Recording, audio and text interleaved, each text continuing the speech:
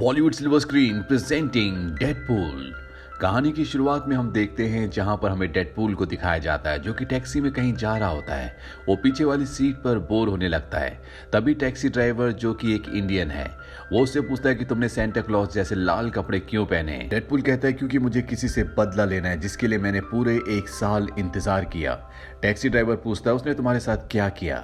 Deadpool अपना mask हटाता है और उसे अपना चेहरा दिखाता है जो पूरी तरह से जला हुआ होता है। पर तभी डेडपूल को याद आता है कि वो अपना हथियारों का बैग घर पर ही छोड़ा है, लेकिन वो वापस नहीं जा सकता क्योंकि अगर वो वापस गया तो उसका दुश्मन जिसका नाम फ्रांसिस है वो उसके हाथ से निकल जाएगा।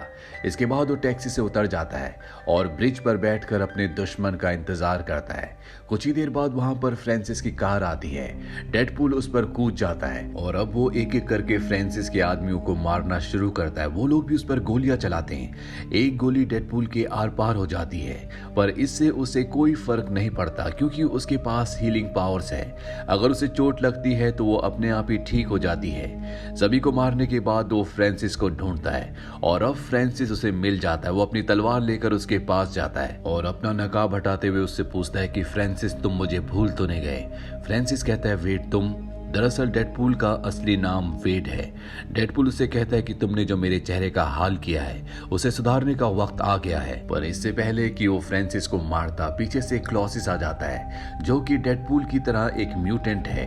वो डेडपूल को उठाकर फेंक देता है। क्लॉसिस के पास ऐसी पावर है कि वो अपनी बॉडी को ऑर्गेनिक स्टील में बदल सकता है और वो नहीं चाहता कि डेडपूल अपनी शक्तियों का इस्तेमाल पूरी दुनिया के सामने करे। दरअसल वो डेडपूल का दोस्त ही है पर उसे रोकना चाहता है ताकि उसकी शक्तियों के बारे में उनके बारे में दुनिया को ना पता चले। अब यहाँ पर मौका देखकर फ्रांसिस भाग जाता है जिससे डेडपूल को बहुत गुस्सा आता है। वो क्लॉसिस को एक पंच मारता है लेकिन वो स्टील का है इसीलिए उसका हाथ टूट जाता है। इसके बाद वो उसे किक भी मारता है लेकिन उसका पैर भी टूट जाता है और अब क्लॉसिस डेडपूल को हथकड़ी पहनाकर अपने साथ ले जाता है। पर डेडपूल यहाँ से कचरे के ट्रक में कूदकर भाग जाता है। डेडपूल बताता है कि मेरी कहानी इतनी भी दर्दनाक नहीं थी, ये तो एक लव स्टोरी थी। यहाँ से कहानी फ्लैशबैक में जाती है जहाँ डेडपूल यानी कि वेड विल्सन एक आम इंसान था। वो लोगों से पैसे लेकर उनके लिए काम करता था। एक रात अपना काम खत्म करके वो क्लब जाता है जहाँ का ओनर उसका दोस्त है।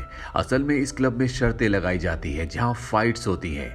फाइट में कौन मरेगा लोग उस पर बेट लगाते हैं। इस गेम का नाम होता है डेडपूल। उसी समय वेड के पास वेनेसा नाम की एक प्रोस्टिट्यूट आती है। ये दोनों आपस में बातें करते हैं और अपने साथ हुए हादसों के बारे में एक दूसरे को बताते हैं। इसके बाद ये दोनों डेट पर जाते हैं और एक दूसरे के साथ रात भी बिताते हैं। ऐसे इन दोनों को साथ रहते हुए 1 साल हो जाता है। ये दोनों एक दूसरे के साथ खुश हैं। अब क्रिसमस के दिन वेड एक कैंडी रिंग से वनेसा को जो कि अब उसकी गर्लफ्रेंड है शादी के लिए प्रपोज करता है और वनेसा भी हाँ कह देती है। वेड को इससे बहुत खुशी होती है। वो जैसे वनेसा के पास आता है उसे चक्कर आ जाते हैं और वो बेहोश हो जाता है। वनेसा उसे हॉस्पिटल ले जाती है। उसकी जांच करने के बाद डॉक्टर बताती है कि उसे ब्रेन, लीवर और लंग्स में कैंसर है। ये सुनकर वनेसा काफी हैरान हो जाती है। वो डॉक्टर से इलाज के बारे में बात करती है पर वेड जानता है कि इस बीमारी का कोई भी इलाज नहीं है। बस वो वनेसा को देखता रहता है। घर आने के बाद वनेसा कहती है कि तुम फिक्र मत करो, हम साथ हैं, मैं तुम्हें कभी नहीं छोड़ूंगी। वेड कहता है कि नहीं, मैं चाहता हूं कि तुम हमारी बस अच्छी यादें अपने साथ रखो, मैं तुम्हारे साथ अब और नहीं रह सकता। पर वनेसा उसकी कोई बात नहीं मानती।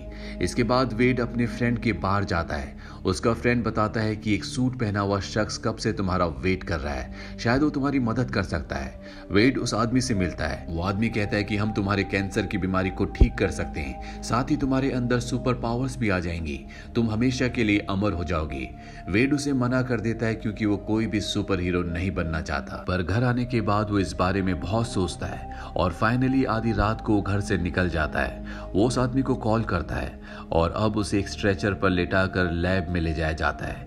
यहाँ उसे बेड पर बांध दिया जाता है और फिर फ्रांसिस वहां पर आता है। वो उसे एक इंजेक्शन लगाता है। फ्रांसिस कहता है कि हम किसी सरकार के लिए काम नहीं करते, यहाँ तुम जैसे लोगों को सुपर पावर्स दी जाती है। हम तुम्हारे शरीर के अंदर म्यूटेंट जीन्स को इंजेक्ट करेंगे, इससे तुम्हारा कैंसर खत्म हो जाएगा और तुम्हारे अंदर बहुत सी सुपर पावर्स भी आ जाएंगी। पर यह इंजेक्शन हर किसी की बॉडी में काम नहीं करता। कभी कभी हमारे एक्सपेरिमेंट्स फेल भी हो जाते हैं। इस एक्सपेरिमेंट को सक्सेसफुल बनाने के लिए हमें तुम्हारे शरीर को बहुत दर्द देना होगा। इसीलिए फ्रांसिस उसे बहुत मारता है, उसे इलेक्ट्रिक शॉक देता है, साथ ही उसे बर्फ के पानी में बंद रखता है ताकि उसकी बॉडी में कोई चेंजेस आए। पर ऐसा नहीं होता। अब वेड एक बेड पर बंधा हुआ था जहां वो उसके पास लेटे हुए पेशेंट से बातें कर रहा था। तभी फ्रांसिस वहां आता है। वो वेड को एक ग्लास कंटेनर में बंद कर देता है। फ्रांसिस कहता है ये एक एयर टाइट चैम्बर है जिसमें तुम्हें बिल्कुल भी सांस नहीं आएगी और तुम मरने ही वाले होंगे, तभी हम इसके अंदर थोड़ी सी ऑक्सीजन छोड़ देंगे जिससे सिर्फ तुम्हारा हार्ट काम करेगा और फिर वैसे ही छोड़ दिया जाएगा। इससे या तो तुम म्यूटेंट बन जाओगे या फिर मर जाओगे। जैसे कंटेनर से हवा बाहर निकाली जाती है, वेड की पूरी बॉडी का ऑक्सीजन खत्म होने लगता है, जिस वजह से उसकी बॉडी को देखने पर लगता है कि वो जल रही है। वेड का अंदर दम घुट रहा होता है, वो बुरी तरह से तड़प रहा होता है, पर फ्रांसिस को उस पर जरा सी भी दया नहीं आती और ऐसा लगता है कि अब वेड मर जाएगा। पर ऐसा नहीं होता, बल्कि इस प्रोसेस में वेड एक म्यूटेंट बन जाता है। थोड़ी देर बाद उसके पास एंजल आती है। ये भी एक म्यूटेंट है जिसके अंदर स्पीड की पावर है और ये फ्रांसिस के लिए काम करती है। वेड उसके पास से एक माचिस की तीली चुरा लेता है और रात में वो लैब में आग लगा देता है। जब फ्रांसिस वहां आता है तो वो देखता है कि वेड उसके ग्लास चैम्बर में नहीं है। तभी वेड उस पर हमला कर देता है। पर फ्रांसिस भी बहुत ताकतवर होता है क्योंकि वो खुद भी एक म्यूटेंट है। वो वेड की बॉडी के अंदर रॉड डालकर उसे वहीं जलती हुई लैब में छोड़कर निकल जाता है। अब अगले दिन वेड उस राख में से बाहर निकलता है। वेड कहता है कि मेरे कैंसर के साथ मेरी बॉडी में सब कुछ ठीक हो गया। वो अपनी गर्लफ्रेंड से मिलने जाता है। जब उसका पीछा कर रहा होता है तो लोग उसे देखकर कहते हैं कि ये कितना बदसूरत है, पर वेड को कुछ भी समझ में नहीं आता। वेनेसा का पीछा करते हुए जैसे ही वो दरवाजे तक पहुंचता है तो वो वहां शीशे पर अपना चेहरा देखता है जो कि पूरी तरह से जला हुआ होता है। वो बहुत बदसूरत लग रहा होता है। वो वेनेसा से मिले बिना वहां से निकल जाता है और अपने दोस्त के पास बार में जाता है। वेड अपने दोस्त को बताता है कि उसके साथ क्या क्या हुआ। उसका दोस्त कहता है कि तुम कितने भी बदसूरत दिखो, वेनेसा को कोई फर्क नहीं पड़ेगा क्योंकि वो तुमसे प्यार करती है। पर जैसे वेड उसे अपना चेहरा दिखाता है वो भी शॉक्ड रह जाता है। वेड बताता है कि फ्रांसिस मेरी शक्ल वापस ठीक कर सकता है, पर वो भाग गया है। उसका दोस्त कहता है कि वो आदमी सोचता होगा कि तुम मर गए हो, पर तुम्हें उसे ढूंढकर अपने चेहरे को वापस ठीक करना होगा। वेड कहता है ठीक है, पर मुझे मेरा नाम बदलना होगा। तभी उसकी नज़र वहाँ फाइटिंग बोर्ड पर जाती है जहाँ पर डेडपूल लिखा होता है और वो उसी से अपना नाम डेडपूल रख लेता है। अब वो एक सूट बनाता है और फ्रांसिस को ढूंढने लगता है। वो फ्रांसिस के लोगों को ढूंढकर उनसे एक ही बात पूछता है कि फ्रांसिस कहाँ है। उन लोगों के नहीं बताने पर वो उन्हें मार देता है। ऐसे फ्रांसिस को ढूंढते हुए वक्त बीतने लगता है और डेडपूल एक एक करके सभी को मार रहा होता है। एक दिन जब वो अपना व्हाइट सूट धो रहा होता है तभी एक लेडी कहती है कि अगर खून के दाग निकालने हो तो नींबू और सोडे का इस्तेमाल करो, और अगर वो भी नहीं करना तो अपने लिए एक लाल रंग का सूट बना लो। वेड को यानी कि डेडपूल को उसका आइडिया अच्छा लगता है और वो अपने लिए फाइनली एक लाल रंग का सूट बना लेता है। और बहुत ढूंढने के बाद उसे फ्रांसिस का वो आदमी मिल जाता है जो उससे सबसे पहले बार में मिलने आया था। वो उसे मारकर फ्रांसिस का पता पूछ लेता है।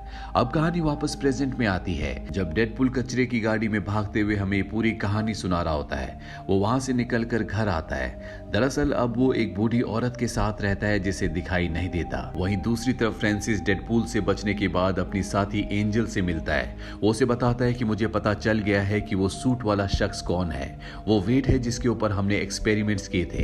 तुम फिक्र मत करो, मैं उसे खत्म कर दूंगा। और फ्रांसिस वेड का पता पूछने के लिए बार में उसके दोस्त के पास आता है। वेड का दोस्त उसे कुछ नहीं बताता और एंजल को वहां वेड और वेनेसा की तस्वीर मिल जाती है। उनके जाते ही वेड का दोस्त उसे कॉल करके बताता है कि तुम्हें ढूंढने के लिए कुछ लोग आए थे और उन्हें वेनेसा का पता चल गया है। वेड तुरंत अपने दोस्त के साथ उस बार में जाता है जहां वेनेसा काम करती है, पर उसके अंदर इतना कॉन्फिडेंस नहीं होता कि वेनेसा के सामने वो अपनी इस शक्ल को लेकर जाए, इसीलिए वो बाथरूम में चला जाता है।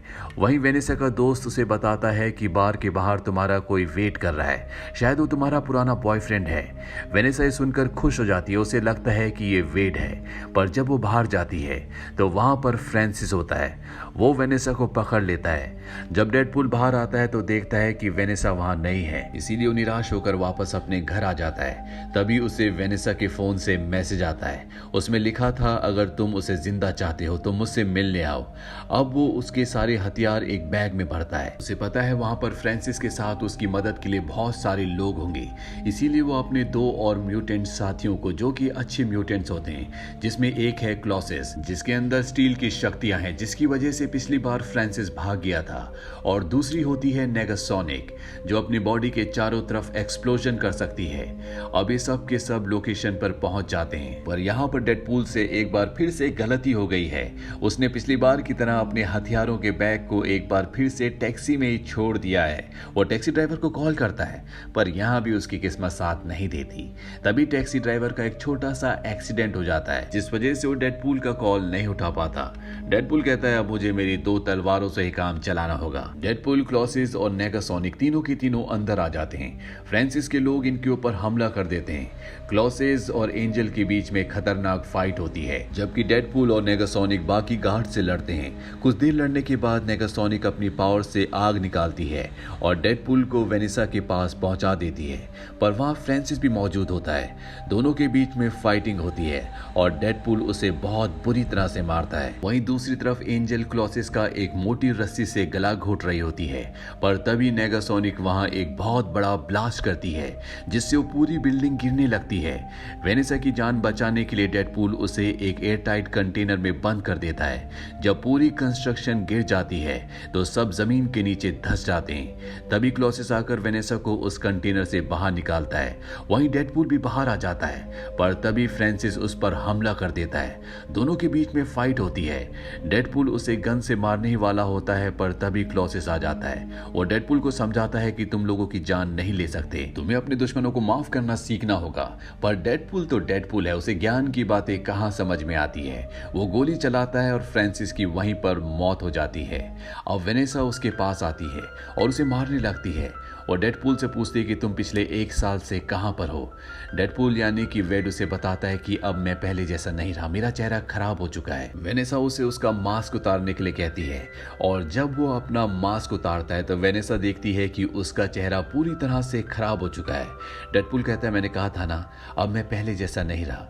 वेनेसा कहती है कि इस बात से मुझे कोई फर्क नहीं पड़ता, जल्दी मुझे तुम्हारी शक्ल की भी आदत हो जाएगी। और अब ये दोनों फिर से पहले की तरह एक हो जाते हैं और जिस तरह से पहले धमाल मचाया करते थे, एक बार फिर से धमाल मचाना शुरू कर देते हैं। इस मूवी का सेकंड पार्ट भी है, जिसका लिंक हमने नीचे डिस्क्रिप्शन में दिया हुआ है। तो ये थी पूरी कहानी फिल्म डेडपूल की। ये फिल्म सन 2016 में रिलीज हुई थी। IMDb पर इसकी रेटिंग है 8। इस फिल्म का बजट था $58 मिलियन और बॉक्स ऑफिस पर इसने कमाई की थी $782.6 मिलियन की। उम्मीद करते हैं कि ये कहानी आपको पसंद आई होगी।